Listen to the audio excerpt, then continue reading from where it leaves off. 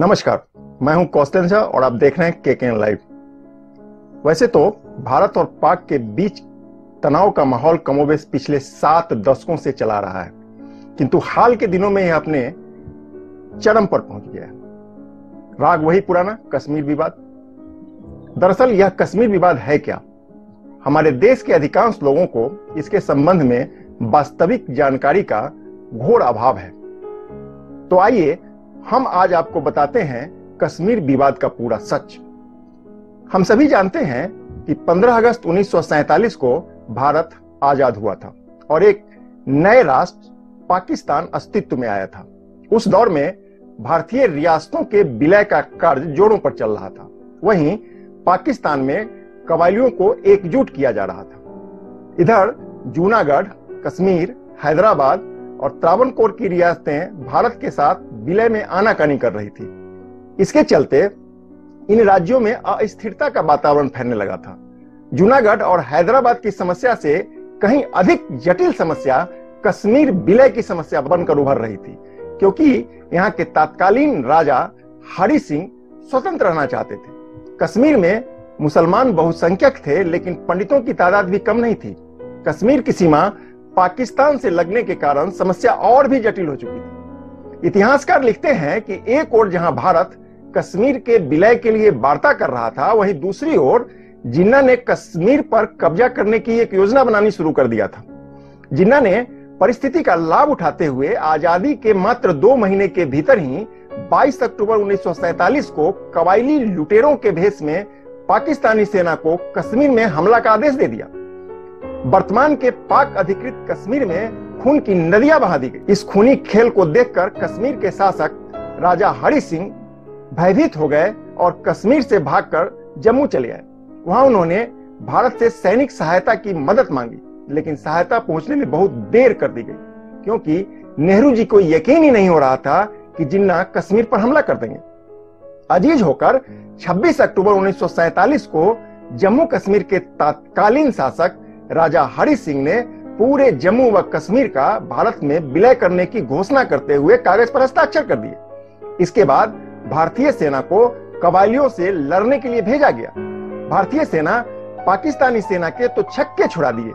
पाक की सेना पीछे हटने लगी, किंतु इसी बीच 31 दिसंबर 1947 को नेहरू जी ने यूएनओ से एक अपील कर दिया। उस अपील में पाकिस्तान को भारत पर आक्रमण करने से रोकने के लिए कहा गया था। नतीजा, यूएनए ने हस्तक्षेप करते हुए 1 जनवरी 1949 को भारत पाकिस्तान के मध्य युद्ध विराम की घोषणा करा दी और दोनों सेनाओं को लाइन ऑफ कंट्रोल, यानी जो जहां है वहीं रुके रहने को कहा गया। यह हमारे हुक्मरानों की एक बहुत बड़ी भूल साबित हुई और इसी का नतीजा हुआ कि पाक अधिकृत कश्मीर में आने वाले गिलगित और बलूचिस्तान सहित कश्मीर का आधा से अधिक हिस्सा पर पाकिस्तान का कब्जा हो गया, जो आज भी है। राजा हरि सिंह ने जिस विलय के प्रस्ताव पर हस्ताक्षर किए थे, उसके मुताबिक पाक अधिकृत कश्मीर का गिलगित व बलूचिस्तान सहित पूरा जम्मू कश्मीर भारत का होना चाहिए था।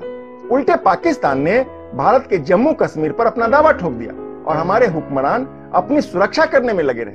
हद तो यह हो गई कि इस कश्मीर के खातिर वर्ष 1947, 1965, 1971 और 1999 में भारत और पाकिस्तान के बीच 4 युद्ध हो चुका है। यकीनन हमारे अपने ही देश से कश्मीर में मानव अधिकार के हनन का मुद्दा कई बार उठ चुका है, लेकिन क्या कभी एक बार भी राष्ट्रीय अथवा अंतरराष्ट्रीय स्तर पर पाक अधिकृत कश्मीर में मानव अधिकार के हनन का विषय चर्चा में आया? भारत के इस रीजन में जम्मू, कश्मीर और लद्दाख आता है। आजादी के बाद से ही जम्मू और लद्दाख के लोग भारत में खुश हैं। तो बड़ा सवाल यह है कि कश्मीर के लोग आखिर खुश क्यों नहीं हैं? क्यों आज कश्मीर का उल्लेख भारत के एक राज्य के रूप में न होकर समस्या के रूप में होता है? क्यों आज कश्मीर की जब हम बात करते हैं तो विषय होता है आतंकवाद, राजनीति, कश्मीरी पंडित, लाइन ऑफ कंट्रोल या लाइन ऑफ कंट्रोल पर चलने वाली गोलीबारी? किंतु वहां की खूबसूरती, वहां का पर्यटन उद्योग या फिर वहां के विकास पर चर्चा क्यों नहीं होती? इसको समझने के लिए 1988 में झांकना जरूरी है। बहुत कम लोग जानते हैं कि पाकिस्तान के तत्कालीन राष्ट्रपति जनरल जियाउल हक ने भारत के विरुद्ध ऑपरेशन टोपाक नाम से एक गुप्त अभियान शुरू किया था, जो आज भी जारी है। पाक फौज इस अभियान के तहत वार विथ लो इंटेंसिटी के तहत काम करती है। इस योजना के तहत भारतीय कश्मीर के लोगों के मन में अलगाववाद और भारत के प्रति नफरत के बीज बोए जाते हैं। फिर उन्हीं के हाथों में हथियार थमा दी जाती है। हमारी ढुलमुल नीति के कारण पाक का ऑपरेशन टोपाक आज भी कामयाब होते दिख रहा है। कहते हैं कि 8 जुलाई 2016 को हिजबुल मुजाहिदीन का आतंकी बुरहान वानी सेना के साथ एनकाउंटर में मारा जाता है और इसको लेकर फैली अशांति पिछले 9 महीने से लगातार जारी रहना हमारे लिए शुभ संकेत नहीं है, जबकि बुरहान पर पहले से 10 लाख रुपए का इनाम था। घाटी में पाक प्रायोजित हिंसा का सबसे बड़ा यह मिसाल है। कश्मीर में अलगाववाद का नतीजा यह हुआ कि यहाँ से करीब 7 लाख कश्मीरी पंडित विस्थापित हो गए और वे जम्मू सहित देश के अन्य हिस्सों में जाकर रहने लगे। इस दौरान हजारों कश्मीरी पंडितों को मौत के घाट उतार दिया गया। बावजूद इसके भारत सरकार आज तक इस बात को सुनिश्चित करती है कि किसी भी दूसरे राज्य का व्यक्ति कश्मीर में नहीं रह सकता है, वहां का नागरिक नहीं बन सकता है। वहीं दूसरी ओर पीओके आतंक अड्डा बन चुका है। वहां पर आतंकवादियों के ट्रेनिंग कैंप चलाए जाते हैं और लश्कर तोयबा का वह बहुत बड़ा कार्यस्थल है। इसके अलावा पीओके के विस्थापितों को आज तक पुनर्वास अधिनियम 1954 के आधार पर मुआवजा भी नहीं दिया गया है, जबकि सरकार ने इसी अधिनियम के तहत पश्चिम पंजाब और पूर्वी बंगाल से आए लोगों को पुनर्वासित किया हुआ है।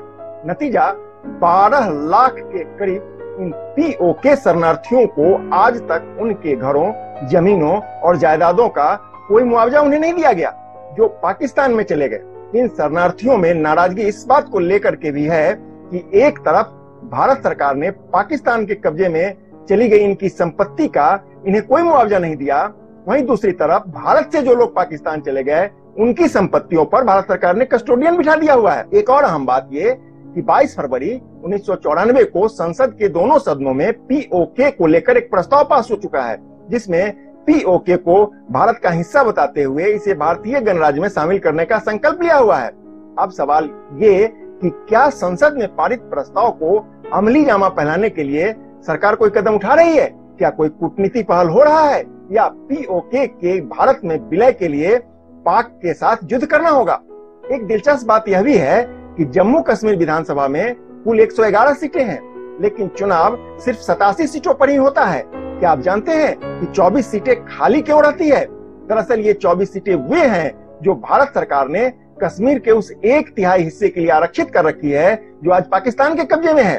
दरअसल अब समय आ गया है कि पाकिस्तान को समझा देना चाहिए कि विवाद की असली वजह जम्मू कश्मीर नहीं बल्कि पीओके सहित पूरा गिलगित और बलूचिस्तान है, जो हमारा है, जो भारत का है। उसे हमें प्राप्त करने के लिए प्रयास करना चाहिए। समय आ गया है कि आम आवाम कश्मीर की समस्या को समझे और इसके लिए सरकार पर दबाव बनाए। तो आप खबरों की खबर को देखने के लिए, लीक से हटकर खबर को देखने के लिए KKN लाइव पर बने रहिए। हम फिर मिलेंगे, तब तक के लिए धन्यवाद।